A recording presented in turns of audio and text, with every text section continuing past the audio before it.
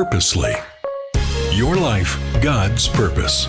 Listen at purposely.com.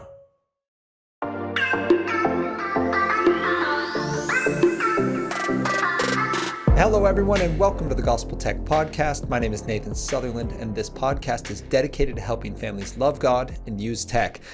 Today, we are kicking off 2026 with the Start Here series. The Start Here series is, well, where you can start here. When you want to begin a conversation about how you can use the best tech well, how do we use tech, and how do we raise kids who love God and use tech, and how do we use tech in a way that reflects our love for God, and that we use it because it's a good resource and not because it's a distraction.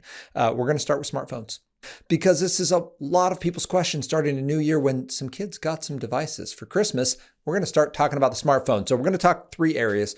First, about our family hedges, then our device hedges, then our network hedges, which if you've listened to the Gospel Tech Podcast, these should ring a bell, but we're going to walk through them very specifically. I'm only going to address the iPhone side if I do specifics, but Google Family Link is kind of the screen time version for an Android. So if you have a Samsung device or a Google device, Family Link would be your resource. If I'm referencing something specific, I'll use screen time, both because that's actually the device, the family who wrote me, they're getting their child an iPhone. And then that's what I'm most familiar with because that's what my family uses. So when we're talking about parenting smartphones, we are assuming something here. So let's set a little context.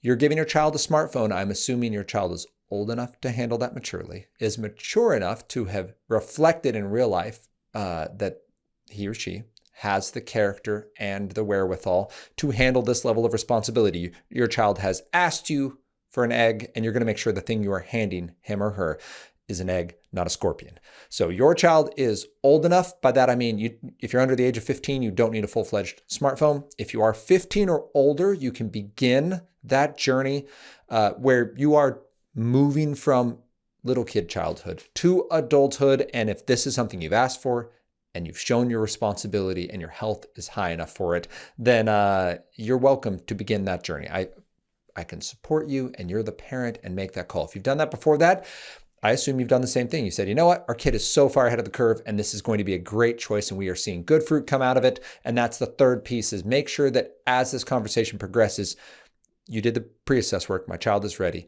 and this is a good gift I'm giving him or her. And then you continue to watch and say, you know what, this is going well. We're producing good fruit. I love what's coming out of my child with the presence of this technology. And if any one of those three is not currently being checked, that's time for a conversation. You go to your child and you say, hey, I've noticed your relationships or your emotions or your sleep or your enjoyment or your time, something is off. And it seems to be related to your streaming of shows and movies, your playing of video games, your scrolling of social media, your just presence on the internet through Reddit or whatever other interest, GitHub, whatever interest you might have.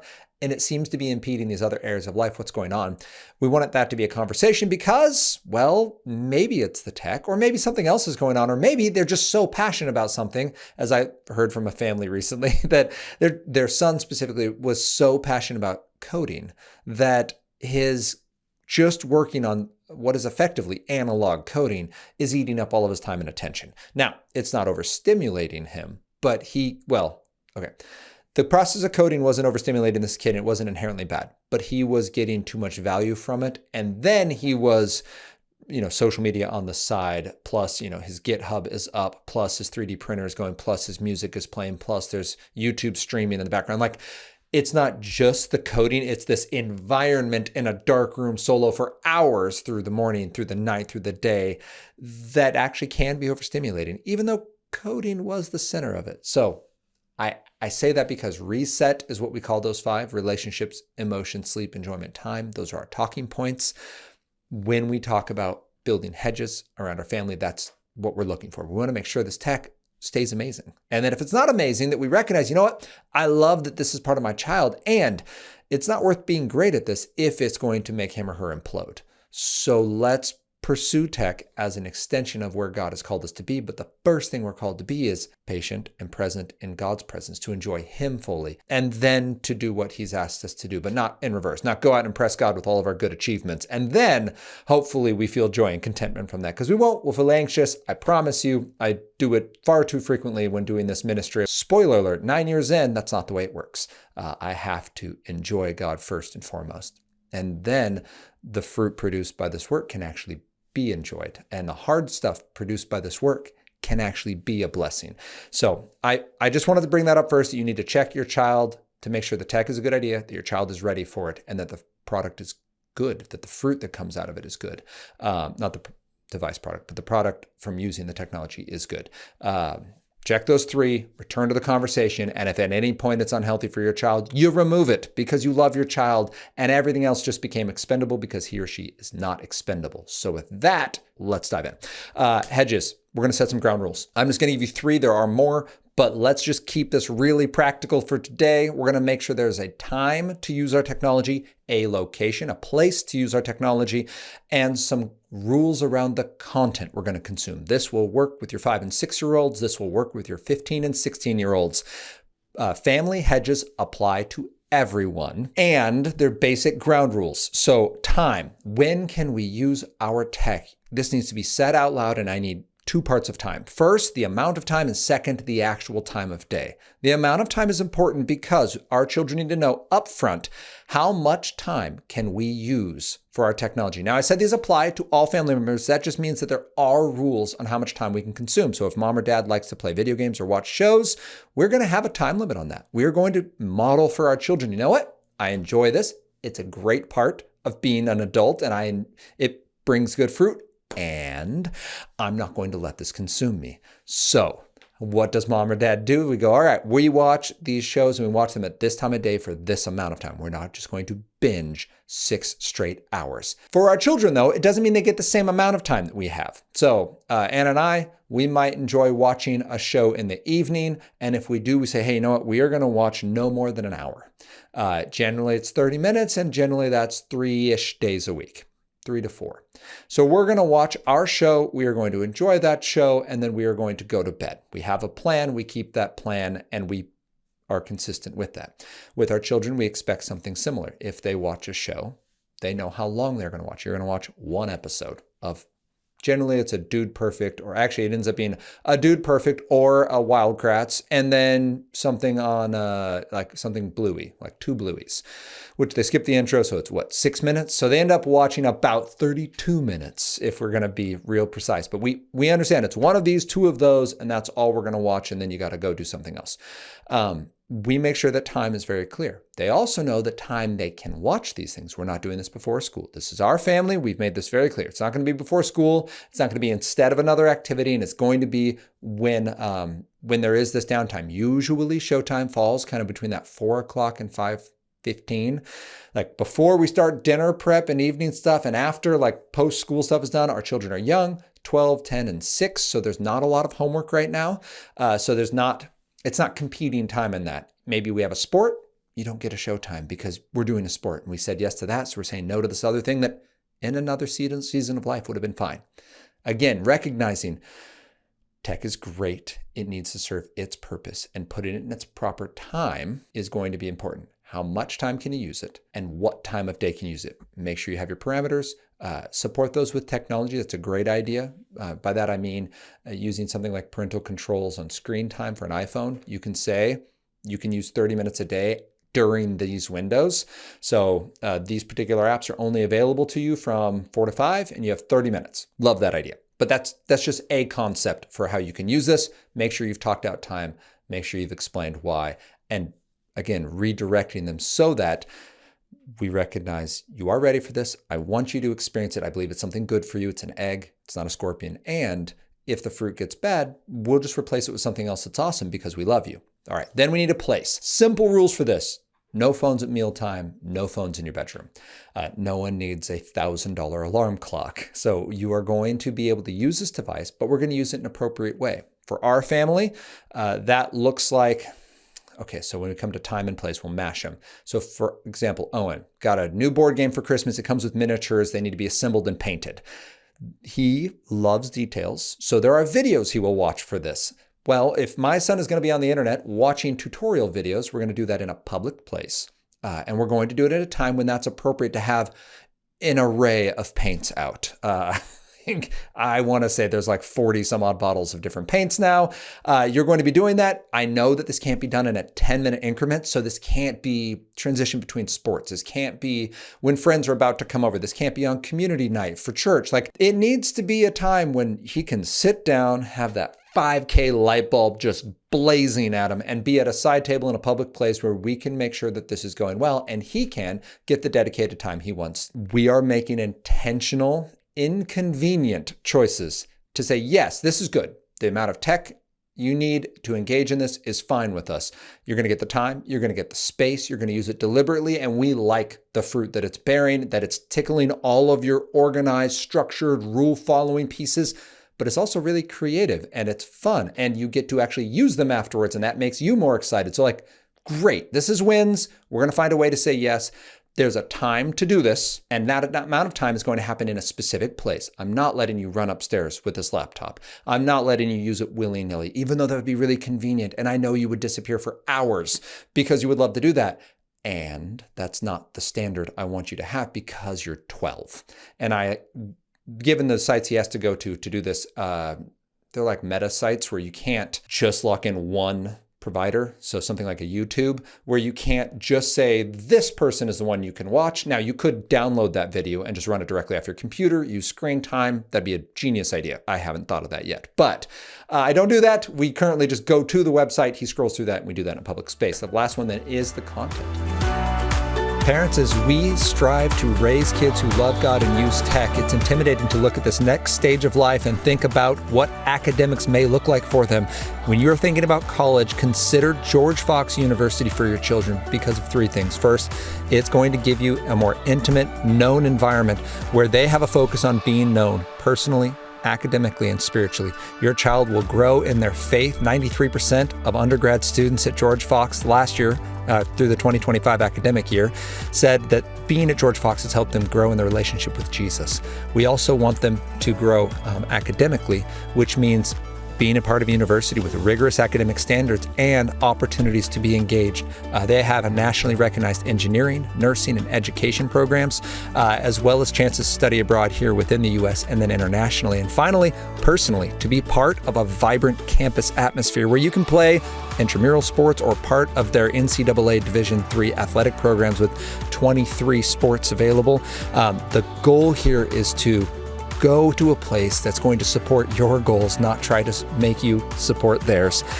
To have that goal be to raise you up to be all God's called you to be, and to truly equip your young person with in my case, my sons or my daughter, to love God, and then from their love of God to go wherever God has called them. And that includes being equipped with a degree that'll help them do that, to be missionally equipped to love and serve others, to lead where God has planted them, and to know the gospel for themselves, to be able to share it with others. So George Fox University is an amazing resource for our kids, for our community here in the Northwest, and for anyone who's looking to raise up a young person who can love God and from that, love others.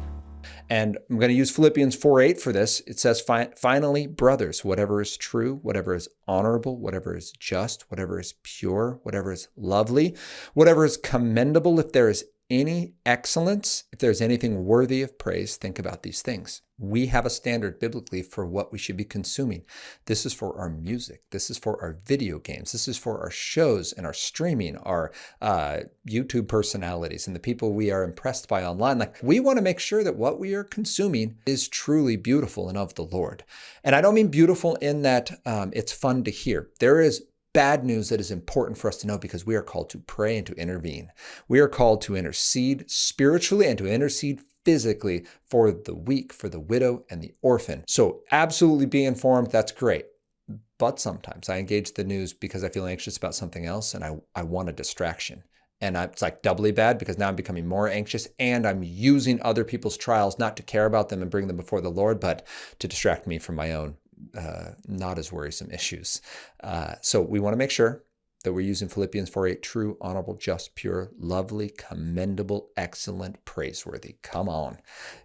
Kid goes, can I listen to this new album? Can I play this new game? Can we watch this new show? Use that as your standard. And if you go, okay, but that feels kind of ethereal and philosophical, what can we do? Go back to Galatians 5:22. Say the fruit of the Spirit is love, joy, peace, patience, kindness, goodness, gentleness, faithfulness, and self-control. Or I like to break it down to just love, joy, self-control.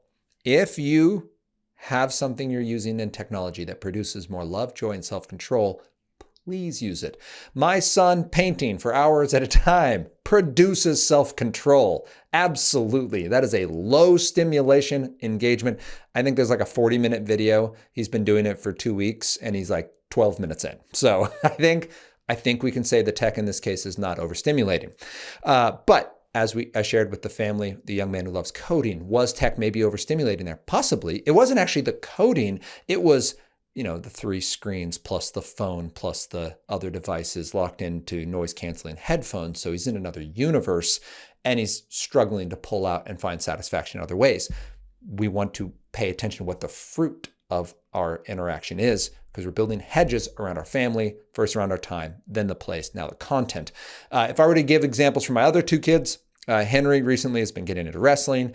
He and I like to watch wrestling videos. And so yesterday he was like, Dad, can I watch wrestling? So I generally will watch some wrestling matches and pull either specific like matches from a dual meet or just an entire dual meet. So Iowa, Oklahoma State was on. And I mean, fantastic wrestling. At college level, like I'm not expecting Henry to replicate much of this, but I just want him to start seeing there are things that are repeated. Like you're going to need some good cardio, son, and probably some flexibility because look at how they defend that single leg. Like you're going to see some great people doing great work. I want him to watch that. But again, this is the internet. We can lock in screen time. In this case, there is a single site, not a hub.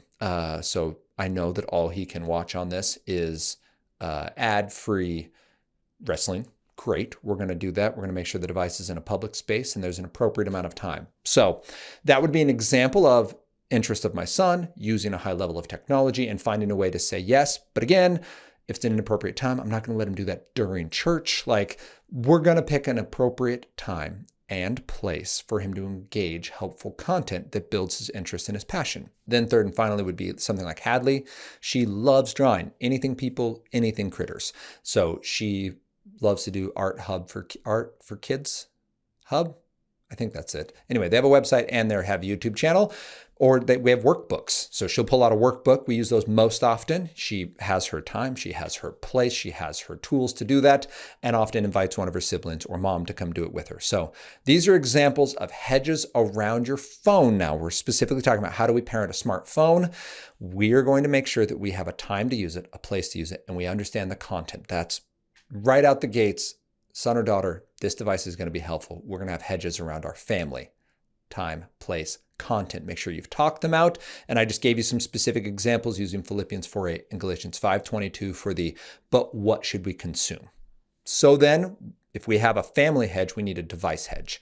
That device needs some form of accountability on it. And there's 2 main forms I'm going to encourage you to use. The first is Bark. It doesn't work great on iPhones if you allow your child to use apps. So for example, if your child has TikTok or Snapchat or Instagram, and they're using that through the app, Bark or Covenant Eyes will not be able to see what's happening in that app on an iPhone because iPhones are built around user privacy and apps are not allowed to communicate with one another, just by design. And that's great under totalitarian regimes.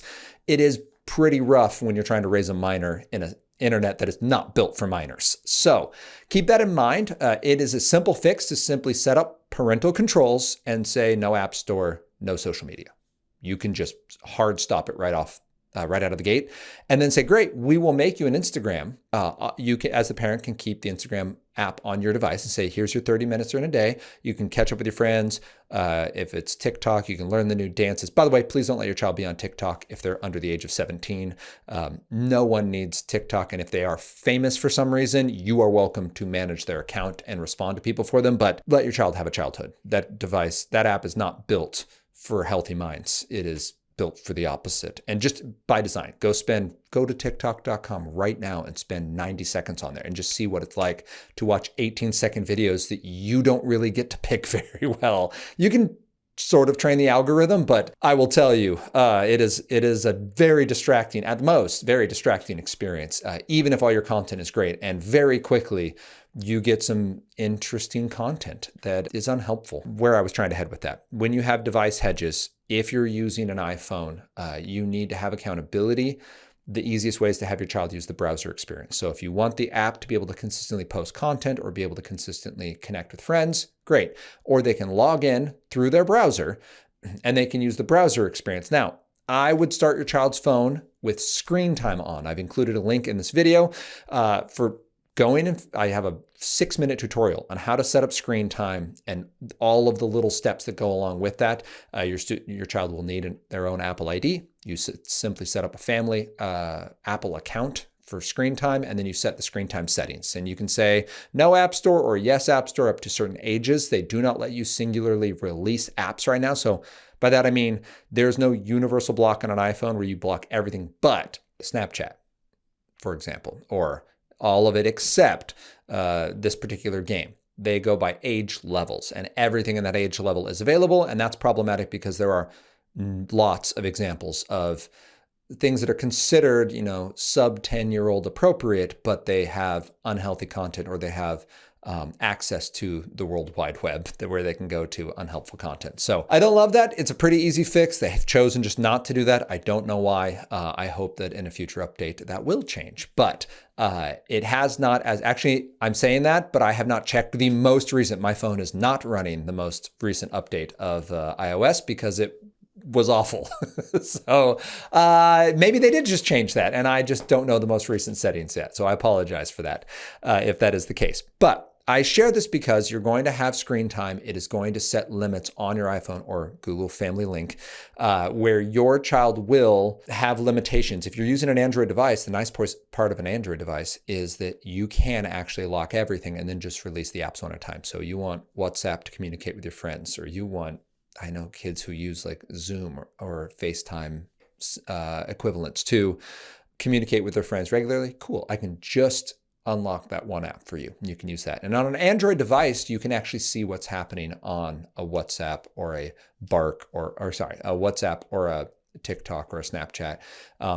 You can actually view the text and the DMs happening within that app, and that's helpful, or a Discord, whereas on an iPhone, you can't see that. Okay, I feel like I got in the weeds there. Let me pull back up. We've talked about you're given a smartphone and you've ensured that your child is ready, that your child is safe, the technology is safe, your child is ready, and the fruit is good. Then you're going to go to ensuring that your family has a hedge. You're going to have some basic rules around time, place, and content. Then you're going to make sure the device has some hedges, specifically something like a Bark or a Covenant Eyes. Bark is protecting your child socially. So it's looking at text, it searches for mental health, for self-harm, for others being bullies, for your child being a bully, for references to drugs and other dangerous behaviors.